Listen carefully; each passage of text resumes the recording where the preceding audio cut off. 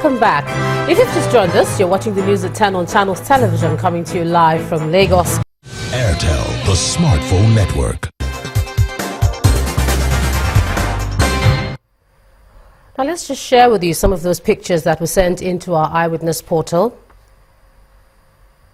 And we can begin with this one from Ikorodu in Lagos State, showing an overloaded motorcycle. Our eyewitness reporter is asking for such acts to stop. Next is this one from Ijesha Surulere, also here in Lagos, showing a bad road.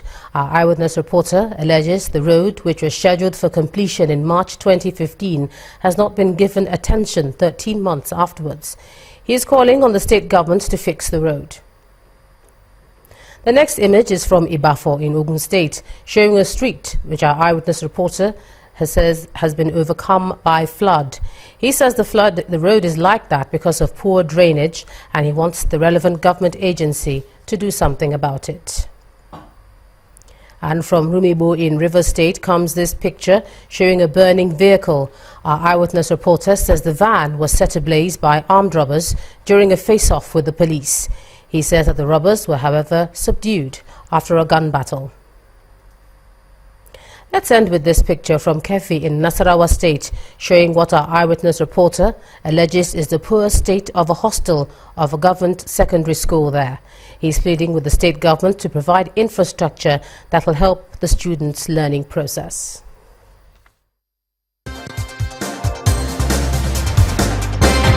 Airtel, the smartphone network. Thanks for sending in all your pictures. We ask you to send us some more. The police in Ogun State have confirmed that an attempted attack on an NNPC pipeline by suspected vandals has been foiled by men of the command. Confirming the incident, the force public relations officer, Mr. Muyiwa Adejobi, said a civilian was killed and another injured in the crossfire between men of the force and suspected pipeline vandals in Ibafo. Mr. Adejobi says the situation has been brought under control while giving residents the assurance of adequate security. Now, ask anyone around you what the most important product is, and the answer you're likely to get is petrol. That's how essential fuel has become for everyone. But the difficult part of all this is that it's now more scarce than money. In some states today, fuel is selling for between 150 and 300 naira per litre. Our correspondents in Osun, Ogun, Imo, Kaduna, Adamawa and here in Lagos covered happenings at petrol stations today. It's 2 months and still counting. Petrol is not only an essential commodity, but it's now scarce.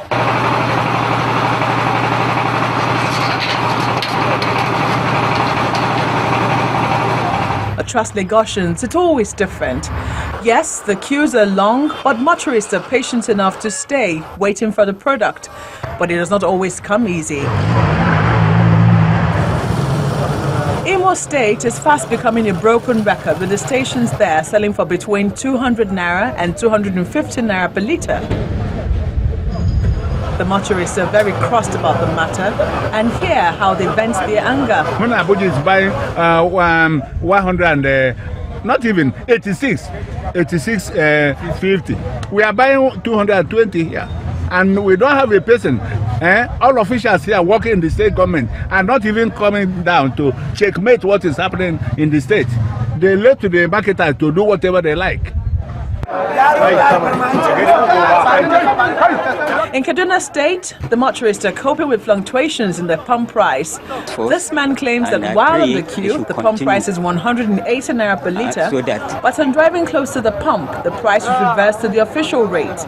He thinks he's a lucky man. Before it reached my turn, a task force came which intervened, and the reverse was made. And it's reading 86 naira 50 kobo. I said they should put in more effort in that, like other filling stations now they have closed, seeing them around. I think they should pursue them, let them open their tank, let them measure and find out that, yes, if there is no fuel, there is no fuel. I'm assuring the general public that fuel will be available very soon. We're expecting consignment, cargoes are coming into the country, so within the weeks you will see the difference. It's more difficult in Adamawa State, where the black market seems to be thriving. The NNPC station is under lock and key, and only one independent marketer is dispensing. With the nation's situation, the NNPC does not need any prophet to tell them that there's a need to push in more petroleum product while working on the Kaduna and Port Harcourt refineries to add to the supply already coming in from the Warri refinery. The Minister of Labour and Employment, Dr. Chris Ngige, has flagged off a data survey campaign to profile migrant workers in Nigeria. According to the minister, the exercise will ensure that expatriate quota policy, which specifies the type of job a foreigner is allowed to do, is not abused. The campaign, being conducted in partnership with the International Centre for Migrant Development, is also expected to ensure fair treatment for Nigerians working abroad in line with international labour laws. Having given skills to people, some of those jobs needs to migrate so that we don't have overcrowding in here. And for them to migrate, we felt it's necessary that we shall do it in consonance with international best practices so that our workers, our skilled people going out from Nigeria will not turn a sort of embarrassment to the countries where they go to. Investments above imports, and that's what Nigerians should expect from the recent partnerships and agreements resulting from the President's visit to China. According to the Minister of Science and Technology, Dr. Obunnaya Ono, the federal government has signed agreements with the Chinese government for investments in different sectors of the economy. Key among them are transportation, communication, scholarships, as well as science and technology. Dr. Ono says a ground receiving station that will link Nigeria to China's satellite base is to be built at no cost, but the country must first set up an assemble, integrate and test facility so that Nigeria starts producing its own satellites. We want to improve on our power supply and distribution, the generation, transmission and distribution is very important to us. We want to improve on our transportation, particularly road and railway, so that we can move goods and human beings freely across the country. You have a rail line from Lagos to Kano, and there's another one coastal, Lagos to Calabar, for example, crisscrossing the nation. So what we expect that will be coming in will be investments. Chinese Minister of Science and Technology offered to build a ground receiving station in Nigeria at no cost to us that will enable Nigerian scientists to collect data from all Chinese satellites. So we want to start, assembling satellites, and at some level it will help our space agency to start making money, just like the Chinese, they are doing now. So that facility has to be in place, but we have money for it in this budget. So once the budget is signed, then we will start the civil works.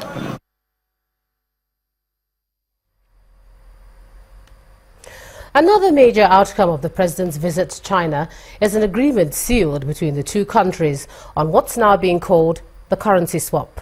Under the agreement, a percentage of Nigeria's foreign reserves will be held in yuan. Joining me now to discuss the implication of the currency swap is an investment economist, Mr. Joe Femi Dagunro. Thank you so much for joining us on the News at 10. Thank you once again. Now, you're an investment economist. How do you see this particular transaction with the currency swap in terms of trade and merchandising?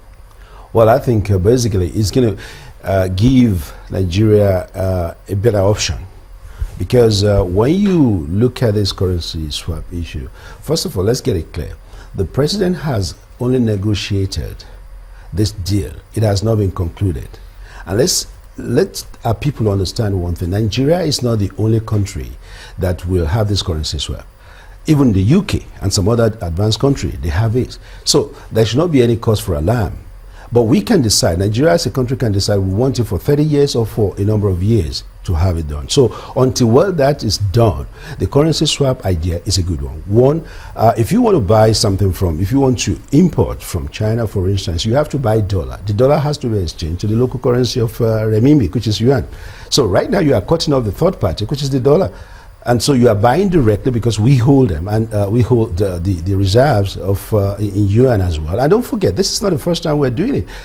During Sanusi's era, we have reserves in yuan as well. So what the president is doing, which is a nice one, I call it new economy, new democracy economy 4.0, because you have seen how Obasanjo maintained his own economy. You saw what Yar'Adua did and what Jonathan did. This is an idea that we should wait and see what is going to happen. I think sometimes we rush to judgment and say, look, this cannot work. And we believe all these people who will give us all the ideas and forecast so many things that this cannot work in Nigeria. It's working somewhere and it's going to work. But even though you say this is not new and this is not the first time, right, this is the first time we're seeing it as prominent as this, yes, riding on the back of a particular visit, with the loans and every other thing that we've seen. And some of the issues that some economists have is the fluctuation of the yuan against the dollar. Does that concern you at all, that seeing that we're going to have a percentage of our reserves in this currency, does that worry you at all? No, because we always have this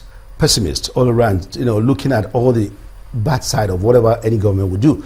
When euro was coming up in the European community, a lot of people say, why do you do this? And even America was saying, no, this will not be good. So we have seen what euro has turned out to be.